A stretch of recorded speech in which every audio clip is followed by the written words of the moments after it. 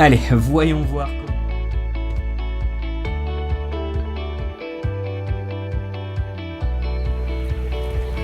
Bonjour à tous, bonsoir, pourquoi pas bon après-midi, selon le temps que vous avez chez vous. Bienvenue à la nouvelle rubrique des minutes d'un expert. Comme vous le savez tous, ensemble, nous irons plus loin. À Céramique du Cameroun, nous avons la possibilité pour vous d'être là et de vous faire être parmi nous. Nous avons un nouveau projet en cours, c'est tout simplement Avicolor. Pour plus de détails, consultez-nous sur le lien. Nous pourrons vous demander ou bien vous informer comment investir. Je suis ingénieur à Saint-Vogo, spécialiste en tubes polymères pour vous servir dans cette nouvelle rubrique. Ok, dans cette nouvelle rubrique de la fabrication du diesel à partir des déchets plastiques, nous allons d'abord commencer par dire où provient exactement, de façon spécifique, le diesel. Il faut noter que le diesel est issu d'une transformation du pétrole brut. Il est encore appelé gazole. Pourquoi pas aussi, certains l'appellent tout simplement fiole domestique. Le diesel est donc issu d'une chaîne de raffinage où on l'obtient à partir du pétrole brut. Il faut noter que le diesel est fait pour les moteurs à compression. Il donne une accélération plus rapide, plus que l'essence que nous utilisons pour des voitures conventionnelles. Il est donc important pour nous de fabriquer du diesel à partir des déchets plastiques.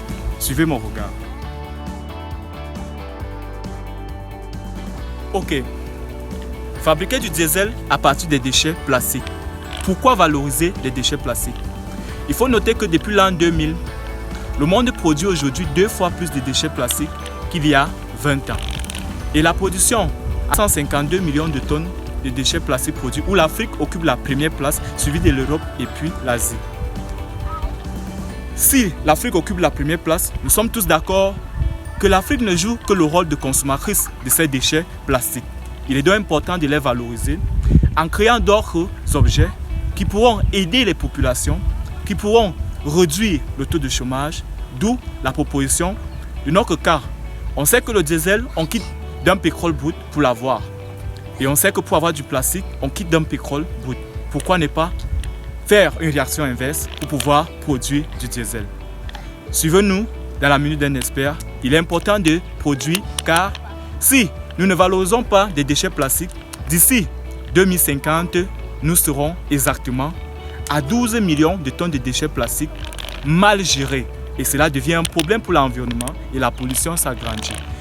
Ensemble, suivi des minutes d'un expert, je suis l'ingénieur à Saint-Vogo pour vous servir dans cette rubrique.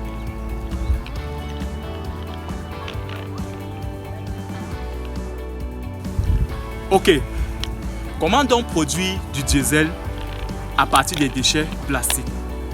Il faut donc noter que pour produire du diesel à partir des déchets plastiques, il y a un certain nombre de paramètres à tenir en compte, tels que la température, qui est très importante. Il faut donc savoir qu'on a un certain nombre de procédés qui peuvent nous aider dans cette transformation. Le premier point ici, il s'agit tout simplement de quel élément? Il s'agit tout simplement du recyclage du plastique. On recycle le plastique. Après avoir recyclé le plastique ici, il faut connaître quel type de plastique utiliser, comment et les propriétés du plastique, ainsi de suite. Après le recyclage du plastique, les déchets plastiques bien sûr, on va passer au triage où on va enlever certains éléments qui n'ont rien à voir avec du plastique. Après donc ce triage, on va directement passer au broyage. On va donc broyer notre plastique d'une façon conventionnelle et d'une façon spécifique et vérifiée. Après donc cela, ce broyage, nous passons donc directement à la transformation. Et cette transformation, généralement, se passe par l'aspect chauffage. On va chauffer le plastique. Et on chauffe dans ce plastique à on peut dire à une température précise, exactement 400 degrés Celsius, où nous allons rendre donc notre plastique sous forme liquide. Voilà où donc le phénomène devient très important.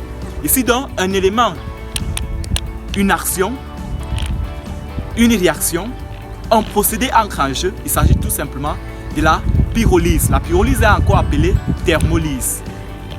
Pourquoi thermolyse? Parce que ça fait intervenir la température, ça fait intervenir l'élévation de température. Lorsqu'on élève dans cette température, le plastique, les déchets plastiques deviennent tout simplement liquides.